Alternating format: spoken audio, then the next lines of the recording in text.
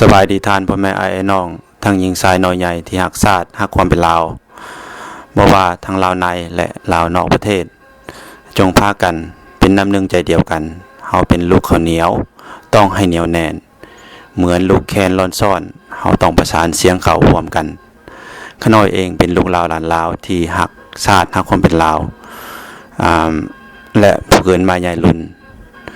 สนใจของการอยู่รอดปลอดภัยของชาติและพยายามค้นคว้าศึกษาเส้นทางเดินของชาติว่าเส้นทางใดจะปลอดภัยสำหรับประเทศลาวเฮาประเด็นที่ข้าน้อยอยากจะยกขึ้นมาเว้าในมื้อนี้ก็มีอยู่ว่าจุดประสงค์หยังเป็นหยังท่านนายพลกองแลจึงเฮ็ดปฏิวัติในมุมมองของข้าน้อยเองนี่นะท่านนายพลกองแลเฮ็ดปฏิวัติก็เพราะอยากให้ลาวนี่เป็นเอกราชมีประชาธิปไตยเป็นกลางปกครองตนเองเพราะในอดีตที่ผ่านมานะลาวได้ตกเป็นหัวเมืองขึ้นของสยามไทยฝรั่งเศสและปัจจุบันแม่นแก้วแดง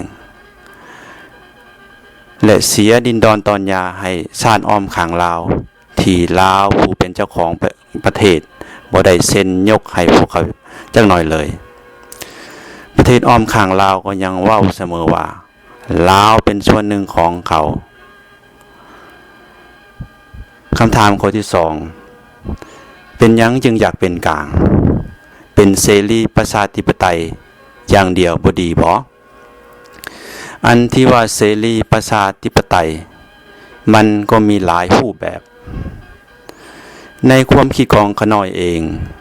เป็นเสรีประชาธิปไตยนายทุนมันก็ดีแต่บ่ดีพอและบ่มีความปลอดภัยสำหรับประเทศลาวเฮาถ้าเป็นกลางแล้วจะดีพอส่ำใดจะปลอดภัยส่ำใดมาศึกษาเบิ่งว่า13ประเทศรับเซ็นสัญญารับประกันความปลอดภัยให้ลาวนะรวมทั้งประเทศที่เคยบุกรุกได้ลงนามเซ็นสัญญาจะบ่ล่วงล้ำแทรกแซงลาวถ้าถามอีกว่าแล้วที่แก้วแทรกแซงลาวล่ะคำตอบก็คือนั่นแมนคนลาวที่ขายชาติห่วมหัวกับโจรต่างดาวทำลายชาติทำลายความเป็นกลางอันที่ว่าสัญญาอนุสัญญาในวันที่21กุมภาพันธ์1973ห้องกันว่าโครงการเมือง18ข้อ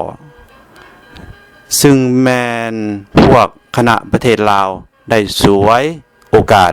เอาโครงการเมือง18ข้อนี้เป็นวัตถุหลอกลวงชาวลาวและชาวโลก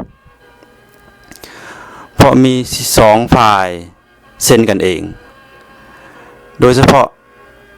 ผู้นำทางทหารทางการเมืองได้หลงเชื่อจนเฮ็ดให้ฝ่ายเวียงจันทน์มีเจตนาดีล่มตายและถูกโทษอยู่ในค่ายคุมขังในปี1975บัดนี้มาเว้าเกี่ยวกับเป็นกลางเป็นหยังอยากเป็นกลางเพราะว่าลาวเป็นประเทศน้อยตั้งอยู่ระหว่างกลางของโลก2กลุ่มคือเสรีนายทุนและสังคมนิยมคอมมิวนิสต์ที่เป็นปรปักษ์ขัดแย้งอาณาเขตและอิทธิพลทางการเมืองซึ่งกันและกันและประการที่2เพราะว่าบ่อยากให้เมืองลาวเป็นสนามรบที่จะทำให้ประเทศเสียหายประชาชนล้มตายจำเป็นต้องอยู่เป็นกลางเพื่อบ่ให้ชาติใดเข้ามาล่วงล้ำอาณาเขตของลาวแล้วเป็นกลางที่ประเทศเสียหายประชาชนล้มตายแตกบ้านแตกเมืองและ แก้วเข้ามาล่วงล้ำลาวล่ะเรื่องนี้ในมุมมองของขน่อยเองคิดว่าคณะรัฐบาลลาวทั้งสองฝ่ายบ่อยากให้มีกลางจึงพากันลบล้างความเป็นกลางออกไปเอาแต่นโยบายและสัญญามาใช้ประการที่3เพราะบ่อยากให้ประเทศอ้อมข้างลาวปุกลุกล่วงล้ำเขตน้ำแดนดินของลาวที่ลาวเคยเป็นหัวเมืองขึ้นของเขามาแล้วโดยเหตุนี้จึงมีการเซ็นสัญญาเกิดขึ้นในปี1962แต่คนลาวบางกลุ่มตาบอดบ่มองบ่เห็นความสำคัญของอนาคตของชาติเขาจึงพากันทำลายความเป็นกลางและบ่อยากให้มีกลางในลาวประการที่4มาว่าถึงประเทศสวิตเซอร์แลนด์ในสมัยสงครามโลกครั้งที่2เนาะบ่มีประเทศใดล่วงล้ำประเทศสวิตเซอร์แลนด์เพราะเขาเป็นกลางขนาดโลกบ่ได้เซ็นความเป็นกลางให้เขาเจ้าแต่บ่มีประเทศใดแตะต้องล่วงล้ำอธิปไตยของประเทศสวิตเซอร์แลนด์ได้อันนี้เฮาควรเอามาคิดเอามาศึกษาคำถามข้อที่3เป็นหยังท่านนายพลกงแลจึงหนีออกนอกประเทศในปี1966หลังจากท่านนายพลกงแลกลับมาจากต่างประเทศเพื่อขอความช่วยเหลือเจ้าสุวัฒน์ภูมานะสั่งให้เจ้าหน้าที่ไทยจับนายพลกงแลถ้าจะเป็นบ่ได้ให้จับตายพอมาถึงสนามบินกรุงเทพเจ้าหน้าที่ไทยก็จับนายพลกงแลทันทีเมื่อขาคนสำคัญของท่านนายพลกงแลแล้วและยังบ่แล้วก็ยังหาวิธีฆ่าหัวหน้าปฏิวัติ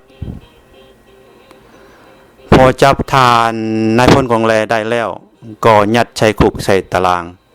อยู่กรุงเทพถึง27วันท่านนายพลกงแลจึงลักหนีออกจากคุกได้แล้วมุ่งหน้าข้ามไปพังลาวการที่ข้ามไปพังลาวมันแสนลำบากเพราะว่าเจ้าหน้าที่ทั้งสองพังของกวดกาอย่างเคร่งครัดแต่ท่านนายพลกงแลปลอมแปลงโสมหน้าเป็นชาวประมงหาปลาเพื่อความไปพังลาวและมุ่งหน้าไปหาเจ้าสุวรรณภูมิต่อว่ากับเจ้าสุวรรณภูมิต่างๆนานาหลังจากนั้นนายพลกงแลก็มุ่งหน้าไปสถานทูตอินโดนีเซียเพื่อออกไปขอลี้ภัยอยู่ต่างประเทศในปี1966ถ้าบ่ออกจากประเทศไปก็จะบ่มีความปลอดภัยจำเป็นต้องหนีไปและปล่อยให้ฝ่ายซ้ายกับฝ่ายพระราชอาณาจักรลาวปองดองกันเองต่อมาในปี1967เป็นกลางถึกยุบแต่นายพลกงแลได้ก่อตั้งขบวนการปฏิวัติกู้ชาติเป็นกลางขึ้นอยู่นอกประเทศหายแห้งไปกว่านั้นเจ้าสุวรรณภูมินายกรัฐมนตรีขึ้นไปสหประชาชาติเพื่อสั่งให้คณะกรรมการต่างประเทศและกองกำลังรักษาความสงบให้ลาวถอนตัวออกจากดินลาวให้หมดบอกว่าลาวถูกต้องปองดองกันแล้วปัญหาลาวจะแก้ไขด้วยคนลาวเองฉะนั้นสัญญาอนุสัญญาเวียงจันทร์ปี1973จึงมีแต่ฝ่ายพระราชอาณาจักรลาวและฝ่ายซ้ายเซ็นกันเพื่อความสามัคคีและความถูกต้องปองดองชาติในที่สุดฝ่ายซ้ายก็หักหลังฝ่ายพระราชอาณาจักรลาวเวียงจันทร์ฉ ชาติที่ออมข้างลาวคือแก้วมันก็ดีอกดีใจมาได้เพราะมันได้โอกาสกลืนกินลาวมันจึงใส่แผนใส่กลอุบายโจมตีฝ่ายพระราชาจักรลาวโดยไกซ้อนยุแย่ให้ฝ่ายซ้ายเป็นแปนยันต้านกับฝ่ายตรงข้ามเป็นกลางนี่นะเป็นกลางความเป็นกลางบ่ได้มาง่ายๆบ่แมนของหลินเฮือนน้อยอำนาจ2อำนาจคือเสรีนาทึนและสังคมนิยมสู้กันไปไถกันมาคือควายชนควาย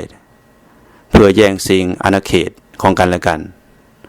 เฮาคนลาวที่เบื่อหน่ายต่อสงครามเบื่อหน่ายต่อการบุกรุกเบื่อหน่ายต่อการเป็นหัวเมืองขึ้นของชาติอ้อมข้างลาวจำเป็นที่สุดต้องเป็นกลางเพราะเฮาเป็นประเทศน้อยอยู่ใจกลางระหว่างโลก2กลุ่มและประเทศอ้อมข้างลาวก็คือกับเสือแข่หมาป่าที่คอยถ่ากินลาวอยู่ทุกเวลาอันนี้แมนความคิดของขน้อยเองเด้อเมื่อนี้ขน้อยก็จะบรรยายเพียงเท่านี้ก่อนเนาะมีโอกาสหน้าจะบรรยายใหม่ขอขอบใจ